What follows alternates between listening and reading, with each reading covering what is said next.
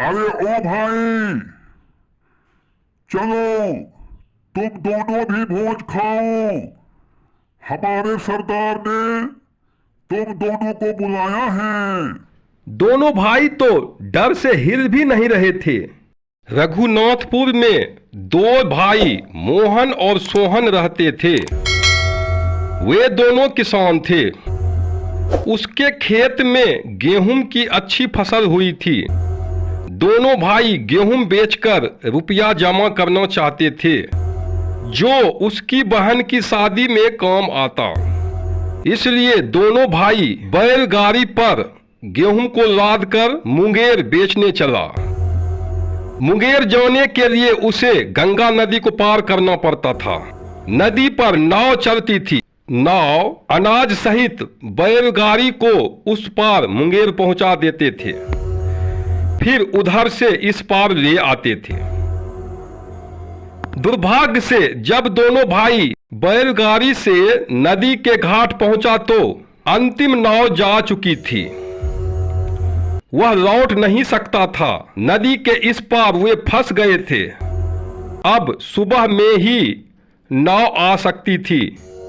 इसलिए दोनों भाई ने तय किया कि वे रात में इस घाट पर ही समय बिताएंगे और सुबह में जब नाव आएंगे तो उस पार चले जाएंगे। वे बैल को गाड़ी से खोलकर गाड़ी में बांध दिया और दोनों भाई बैलगाड़ी पर सो गए। चांदनी रात थी। बैलगाड़ी से 50 मीटर दूर ही मुर्दा घाट था, जहां मुर्दा जलाए जाते थे। अचानक 12 बजे रात को दोनों भाई की नींद खुल गई थी, क्योंकि बैलगाड़ी से 20 मीटर दूर भूतों के जमघट लगा था। भूतों के भोज चल रहे थे। किसी भूत के गर्दन गायब था तो किसी के हाथ, तो किसी के पैर गायब था। किसी के सर तो था पर पूरा धड़ ही गायब था। वे पंक्ति बनाकर बैठे थे। दोनों भाई डर से एक दूसरे से चिपक गए थे। डर से दोनों भाई कांप रहे थे। सभी भूतों को भोज परोसा जा रहा था। पूरी, सब्जी, जलेबी, बूंदिया भोज पत्तल में परोसे जा रहे थे। भोज के गंध और भूतों की आवाज दोनों भाई के पास आ रहे थे। वे साफ साफ सुन रहे थे। एक भूत ने कहा, ए भाई, इधर पानी चलाओ। एक दूसरे भूत ने कहा, इस पंक्ति में पूरी, जलेबी बांटो। जब सबके पत्तल में भोज परोस दिया गया, तब भूतों के सरदार ने कहा कि अरे भाई, सबको बुला दिया। एक भूत ने कहा, हाँ हाँ, सब आ गए। तब सरदार ने कहा, नहीं, तुम भूल कर रहे हो। बैलगाड़ी पर हे भगवान, 2 आदमी सो रहे हैं। रक्षा करो। क्या उसे भोज नहीं खिलाओगे? तब दूसरा भूत ने कहा, क्या वे अपना भोज खाएंगे? सरदार ने कहा, क्यों नहीं खाएंगे? चलो बुला कर ले आओ। दोनों भाई भूतों की बात सुन रहे थे। उन्हें काटो तो खून नहीं। दोनों भाई एक दूसरे से और चिपक गया। दोनों डर से कांप रहे थे। एक भूत आकर बोला, अरे ओ भाई, चलो तुम दोनों भी भोज खाओ।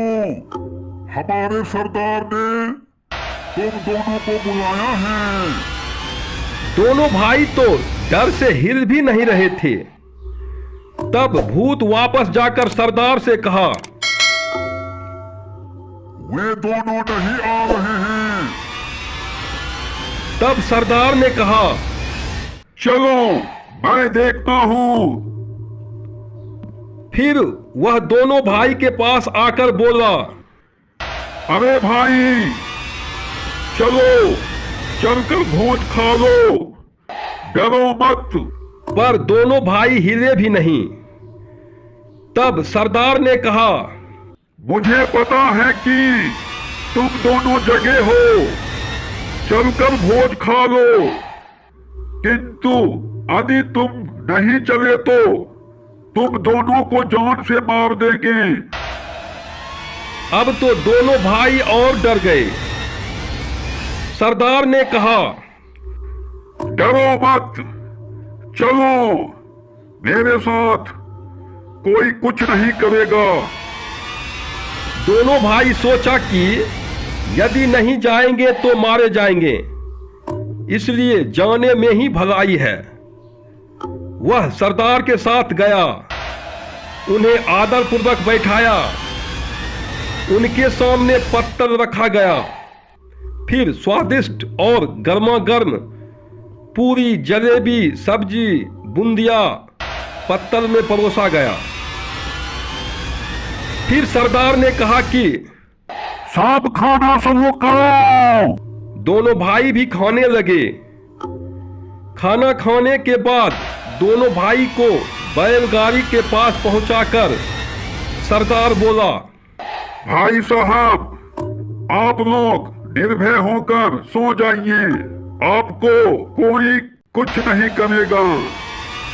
दोनों भाई गाड़ी पर सो गए, पर आंखों में नींद कहां। समय ऐसे कट रहे थे मानो रात खत्म ही नहीं होगी। जब सुबह 5 बजे दूसरी घाट से नाव वहां पहुंचा तो दोनों भाई के जान में जान आया। दोनों भागकर मांझी से लिपट गया। मांझी उसके गेहूं और बैलगाड़ी को उस पार पहुंचा दिया। जब नाव उस पार पहुंचा तो दोनों भाई को हिम्मत आई और उन्होंने रात की घटना को विस्तार पूर्वक बताया। कुछ लोगों ने उसे सच माना तो कुछ लोगों ने उसे मन का बहम मानकर हंसा भी। पता नहीं यह घटना सत्य है या असत्य।